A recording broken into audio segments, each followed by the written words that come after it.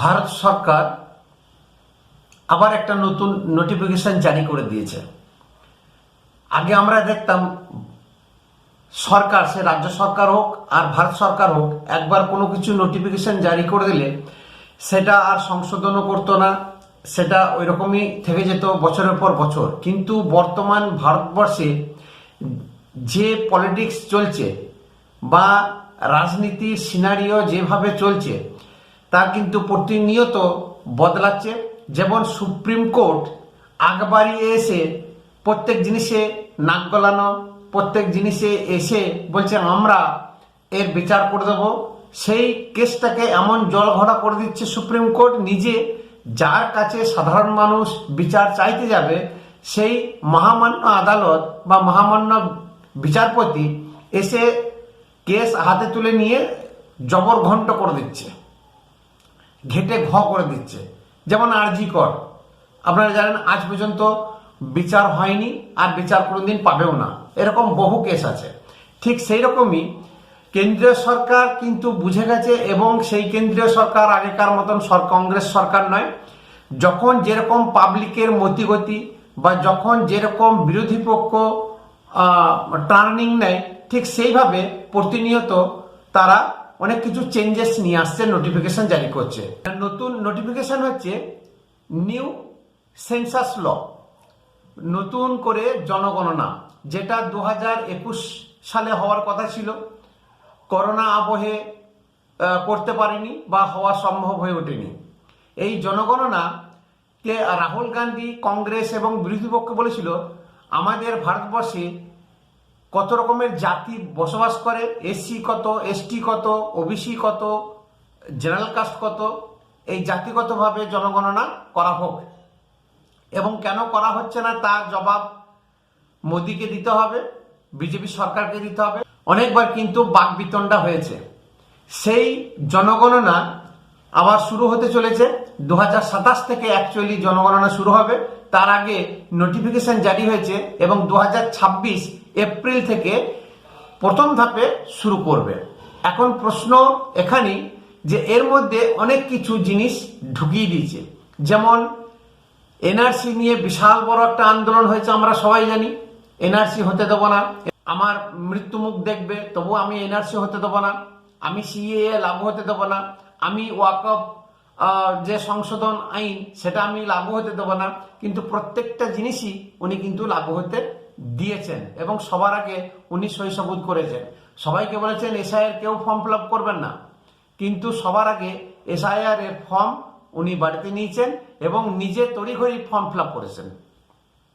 তাহলে বুঝতে পারছেন কিরকম একটা নেত্রী বা নেতৃত্বের আন্ডারে পশ্চিমবঙ্গটা চলছে। ঠিক এই ফাঁকে নতুন জনগণনা আইন, সেটা মানে একটুকু মারাত্মক টাইপের। আমরা জানি যে 100 দিনের কাজের টাকা সেন্ট্রাল গভর্নমেন্ট দিচ্ছে না, রাস্তাঘাট, পানীয় জল সেন্ট্রাল গভর্নমেন্ট দিচ্ছে না, মিড ডে মিলের টাকা সেন্ট্রাল গভর্নমেন্ট দিচ্ছে না, মানে সমস্ত কিছু সেন্ট্রাল গভর্নমেন্ট দিচ্ছে। আর নাম কামাবে আমাদের রাজ্য সরকার। সে সিপিএম এর আমলেও তাই হতো, এখন টিএমসি সরকারের আমলেও ঠিক তাই হচ্ছে। এই যে আবাস যোজনার টাকা কত যে নয় ছয় হয়েছে, কত মেরেছে, কত কাটমানি খেয়েছে, এটা প্রত্যেকেই জানে এবং তার জন্য সিবিআই তদন্ত হচ্ছে, অনেক জায়গায় ইনকোয়ারি হয়েছে।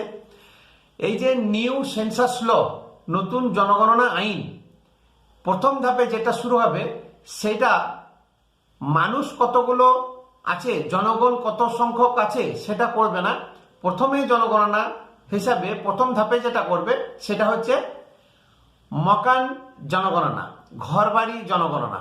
আপনার বাড়ি কতগুলি আছে, আপনার নামে সম্পত্তি কত আছে, কতগুলি আপনার বাড়ি মেম্বার, সেই বাড়িগুলিতে কত মেম্বার থাকে, কতজন ছেলে মেয়ে, আপনার বাড়িতে মেইন সোর্স অফ ইনকাম কি আছে। যেমন ধরুন আজকে পার্থ চ্যাটার্জির মতো বহু নেতা নেত্রী, এমএলএ, এমপি এবং ব্যুরোক্র্যাটস যারা আছেন প্রত্যেকেরই কিন্তু বিভিন্ন জায়গাতে জমি জায়গা কিনে রেখেছে, কেউ ফ্ল্যাট কিনে রেখেছে, কেউ বাংলো কিনে রেখেছে, বাংলো তৈরি করে রেখেছে। আজকে বালুকে জেলে না ঢোকালে, পার্থ চ্যাটার্জিকে জেলে না ঢোকালে আমরা জানতেই পারতাম না যে পার্থ চ্যাটার্জির নামে কত জায়গায় সম্পত্তি আছে, কত বাংলো আছে, কত ফ্ল্যাট আছে। তাহলে একটা মানুষ এতগুলো বাড়ি বা ফ্ল্যাটের কি দরকার?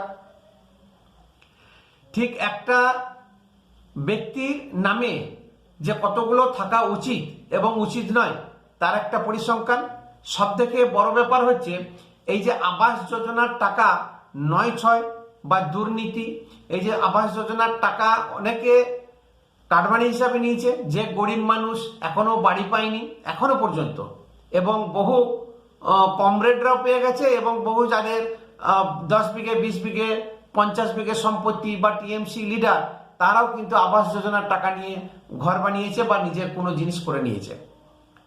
এই প্রত্যেকটা জিনিস কিন্তু কাউন্টিং হবে। কেন আবাস যোজনার টাকা আটকে রেখেছে, কেন 100 দিনের টাকা আটকে রেখেছে কেন্দ্রীয় সরকার, এর হিসাব কিন্তু আগে করবে। 7 বছর আগে মোদিজি একটা আইন তৈরি করেছিলেন যে যে সমস্ত সম্পত্তি আছে প্রত্যেকেই আধার কার্ড বা আধার নম্বরের সঙ্গে যুক্ত করতে হবে। অনেকেই করেছিলেন, অনেকেই করেননি। তার কারণ যারা বিরোধিতা করেছিলেন তাদের নামে প্রচুর সম্পত্তি আছে। কেউ ওয়েস্ট বেঙ্গল থেকে গোয়াতে বাংলো কিনে রেখেছে, উত্তরাখণ্ডে বাংলো কিনে রেখেছে, বিভিন্ন জায়গাতে টাকা মেরে এই যে কয়লার টাকা, বালির টাকা, সে টাকা রাখবে কোথায়? যদি সেই আধার নাম্বার দিয়ে সম্পত্তি রেজিস্ট্রেশন করা যায় তাহলে এক ঝটকাতে দেখা যাবে বা বোঝা যাবে যে এক ব্যক্তি কত সম্পত্তি, কত মকান বাড়ি আছে, কত স্থায়ী সম্পত্তি আছে। এই নতুন আইন এমনভাবে টাইট করেছে এসআইআর এর সঙ্গে সঙ্গে যে সমস্ত রোহিঙ্গা বাংলাদেশিরা যারা পালাচ্ছে, যারা পালায়নি এখনো পর্যন্ত, এই সন্দেশখালীতে একটা গ্রাম পর্যন্ত সাফ হয়ে যাবে। 2253 জন তাদেরকে চিহ্নিতকরণ করেছে, তারা ভারতের নাগরিক নয়। অলরেডি তারা শুনানি থেকেও কিন্তু আসেনি। তাহলে বুঝতে পারছেন এই যে ভূসম্পত্তি দখল, এই যে আবাস যোজনার টাকা তারা যে কত পেয়েছে, কত মেরেছে, এই সব জিনিসগুলো প্রত্যেকটি কিন্তু এই এসআইআর এর পরই নথিভুক্ত হবে। আবার একটা কেওয়াস সৃষ্টি হবে, তারপরে জনগণনা হবে।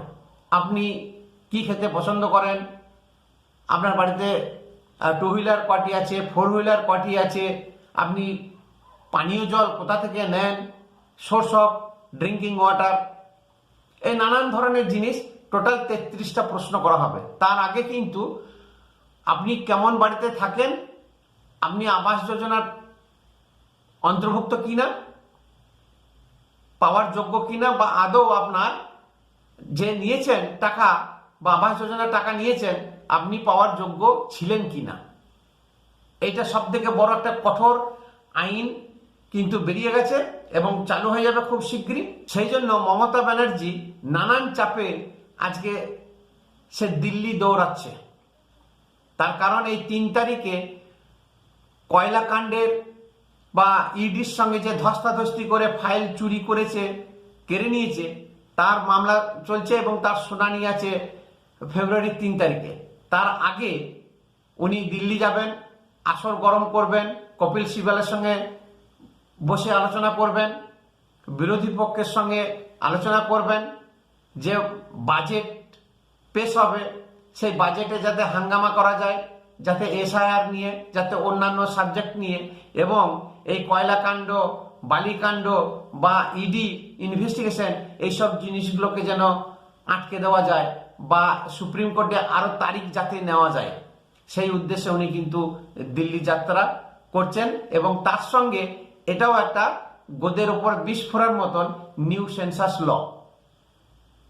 আবার কিন্তু পশ্চিমবঙ্গে বড় রকমের একটা ঝামেলা হবে এবং ঝামেলা করতে অভ্যস্ত বাঙালি এবং রাজ্য সরকার। নানান কেওয়াস, ঝুট ঝামেলা, অশান্তি, আগুনে পুড়িয়ে মারা, তারপরেও যদি রাষ্ট্রপতি শাসন না হয়, এখন আমরা মুখ বধির দর্শক হিসাবে আমরা এখন দেখব, দেখা যাক কতদূর কি হয়। নমস্কার। ভিডিও ভালো লাগলে অতি অবশ্যই শেয়ার, একটা কমেন্ট এবং সাবস্ক্রাইব করে আমার পাশে থাকবেন।